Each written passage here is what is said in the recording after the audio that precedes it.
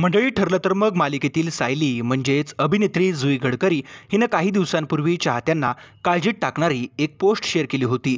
जुईनं तिच्या इंस्टाग्राम स्टोरीमध्ये एक फोटो शेअर केला होता, जो फोटो हॉस्पिटलमधील होता।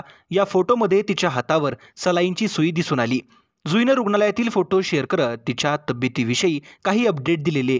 तिनं असं लिहिलेलं की IVF आज डिस्चार्ज मिळेल, मला काय झालं होतं ते लवकरच सांगेल।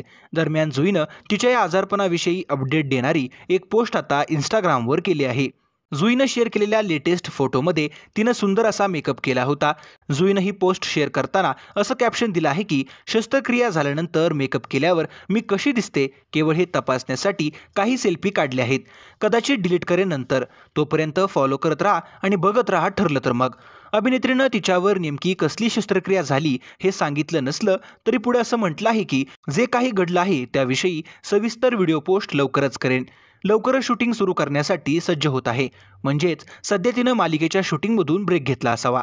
अलीकडेच प्रसारित झालेल्या एपिसोडमध्ये जुई दिसत असली तरी आजारपणासाठी घेतलेल्या ब्रेकमुळे ती आगामी एपिसोडमधून गायब होऊ शकते।